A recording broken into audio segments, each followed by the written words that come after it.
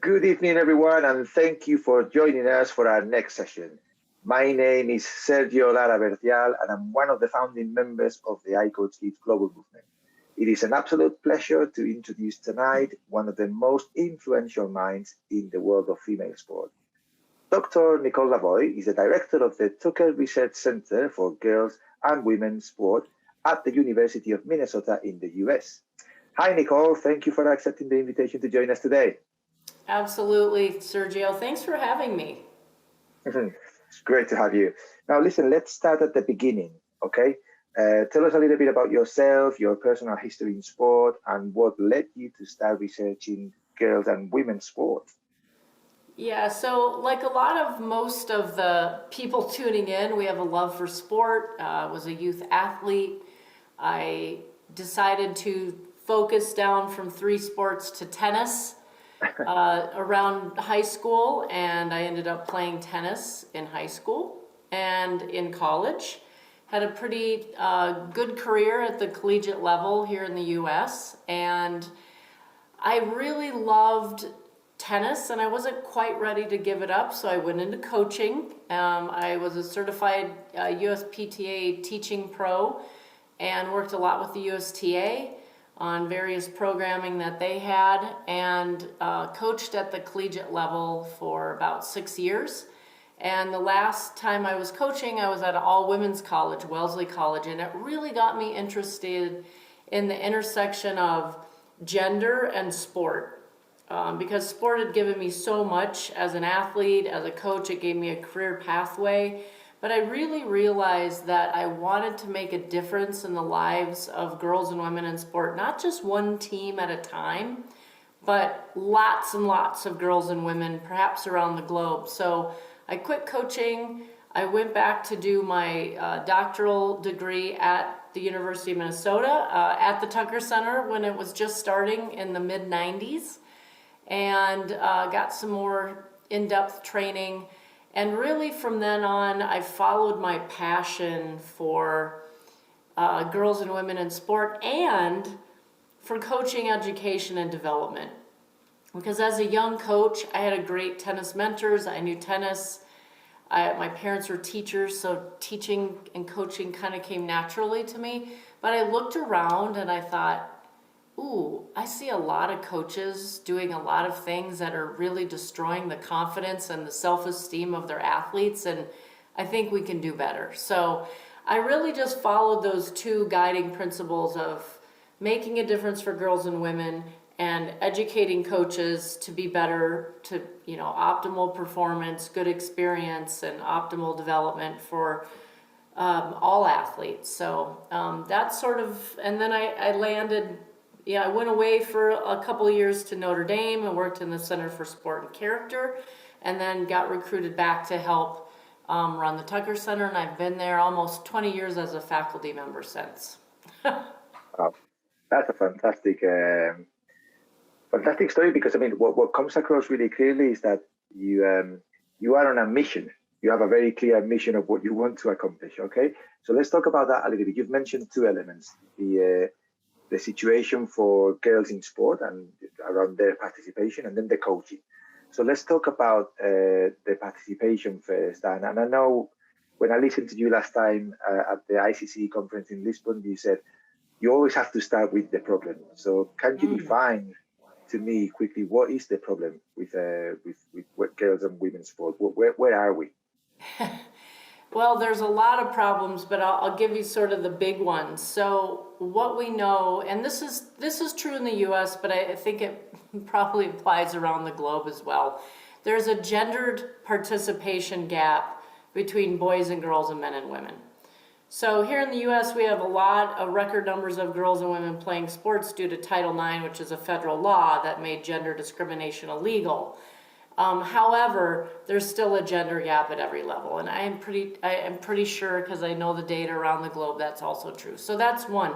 And the reason why that matters is that when girls are denied the opportunities to play sports, they don't reap health and developmental benefits that we know that can accrue through sport participation, not that it's automatic. But that's a different discussion.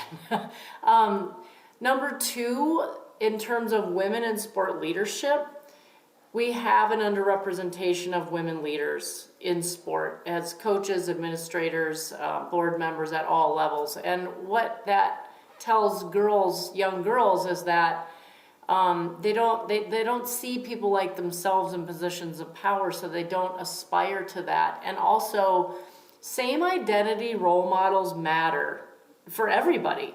And a lot of girls and women never get a female coaching role model, and we know that that's problematic. So those are sort of kind of the big ones. There's a lot more, and we might want to talk about the barriers, but you know that's a rabbit hole as well because there's many.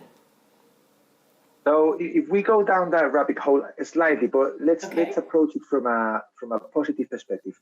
Are you aware, either through the work that you've done yourself in terms of promoting participation for girls, or the work of maybe some of the governing bodies of sport in the US, who's getting this right and what are they doing to get it right?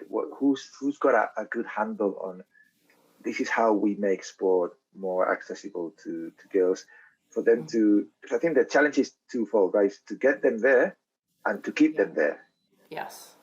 Well, and once they're keeping them there is to have a really good experience, which obviously for lots of girls, if they don't have a good experience, they're going to quit. So there are a lot of people around the world that are doing really good work at the grassroots level, and probably many of them I don't even know about because there's so many good ones, but I can speak to one in the US that I think is particularly exemplar.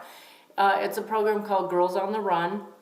It's a national program that's school-based, and it has female coaches that are trained with a curriculum that's evidence-based. It's sort of a sports-based youth development model, so we're using running, but we're also teaching life skills. So we have girls, we have it women-led, so it's same identity role models, an evidence-based curriculum, and then they have evaluated the program as well in terms of its efficacy, which is not always the case for these programs. And they have shown that there is transferability for the life skills, and it also sustains girls' physical activity outside the program. So I really like that one. I've been tracking them for years, and I would point to them for sure. You mentioned the idea of, well, if we want to keep them there, we need to provide positive experiences. Yeah. And I'm going to ask you a question, and I think I know the answer from having talked to you before, right?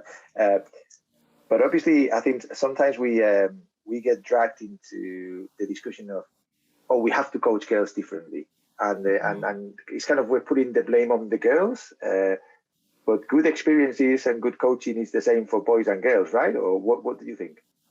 Absolutely. I get that question all the time. You're at the Tucker Center and you do coaching. How do we coach girls? And I have a twofold answer on that. One, yes, good coaching is good coaching. The gender or sex of an athlete is one variable. Not the most important one, but one. So I think first of all, when we coach girls, we want sound methodology and pedagogy based on coaching science of what we know works, because there's a great body of knowledge around that. Secondly, I think it's important to think about that the way that maybe it differs is that girls experience the world differently than boys because they're girls.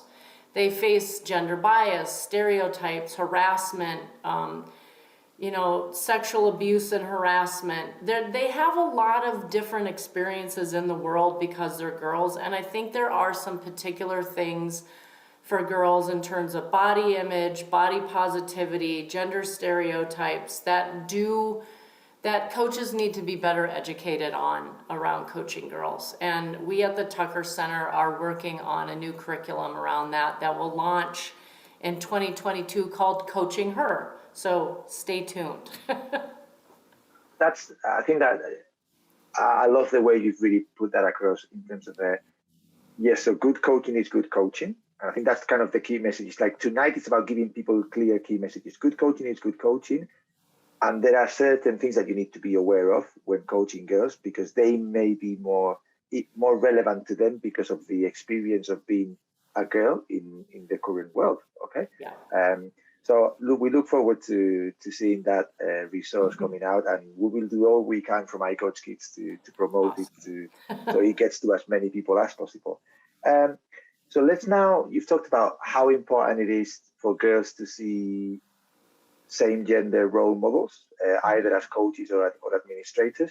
And I'm aware that you've done quite a bit of work to rock the boat in this sense in the US. Talk to us a little bit about that. Yeah, so the work that we do in the Tucker Center is evidence-based, and we don't do, the work we do just to publish in a journal. We wanted to make an impact. So some of the work that we do around female leadership in sport is around creating awareness, educating, and creating accountability. And one of the ways we do that is we have a Women in College Coaching report card where we give a grade to institutions and sports, A through F, just like students. And it's just one way to sort of put them on notice and say, for all the girls and women's teams you have, what percentage of those teams have a female head coach? And then they get a grade. So if you have 10 teams and you have 7 out of 10 or above of women coaching those teams, you would get an A, which is fairly generous. But what I've learned is that grades get decision makers' attention because they're competitive, and they always, well, I wouldn't say always, many of them want to do better. And it just generates a discussion, and we can track change over time, either progress or decline. So, and what's interesting is the sports that get Fs. So if you have 24% or lower of women head coaches, you get an F. And what's interesting is all those sports, the governing bodies or the leader of those sports have called me and said, ooh, we have an F and we have a problem, help us. So I've used that report card as a leverage tool to then talk to decision makers to help them create a better culture that values and supports women. And I believe that, since you started publishing the report, things have got better. It's really had an impact. Yeah. And I know it has an impact because the percentage of women head coaches is ticking up slightly every year. It hasn't gone down. And people tell me that they're paying attention and that they're really striving to get a better grade, or they'll bring me in or others in that do this work to help them be better. So we'll see. And that's the situation in college sport, right? Which is quite a professionalized part of sport, even though it's not supposed to be professional, but it's in terms of the fact that these coaches are paid to do their job and the intensity of what they do because they're coaching every day. What's the situation in terms of female coaches more on the grassroots or recreational sport? Well, from the data that I have, it's interesting because you'd think that from college sport down through, high school, youth club, and down to the grassroots level that you'd have more women. But in fact, the numbers actually go down. So here at the youth level, in the college level, it's around 43% of women head coaches. At the youth level, it can be 20% or less. So, youth sport or grassroots sport is very gendered. So when you do find women, they're not head coaches, they might be assistants, but a lot of times they're the team manager.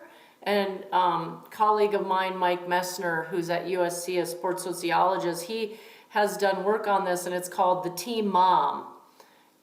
So, the moms are getting the snacks, doing the scheduling, doing the uniforms, shuttling kids back and forth, but they're not usually at the club director level or the head coach level. So youth sport is a very gendered enterprise, if you will. And that genderedness of youth sport in the US, what's that down to? Is that a cultural thing? What are the main barriers stopping women being more prominent in youth sport?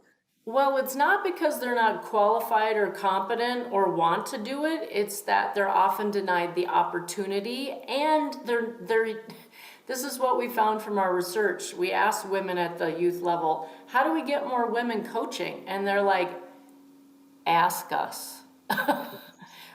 You know, you have the parent meeting and it's like, okay, you know, Johnny's team needs a coach, who's gonna do it? And you know, they look at the dads. It's like, look, you know, look and ask the moms. And a lot of the moms that we know are way more qualified and have played at a higher level than the men. And so ask them, get them involved, make it easy for them. Have a co-head coach.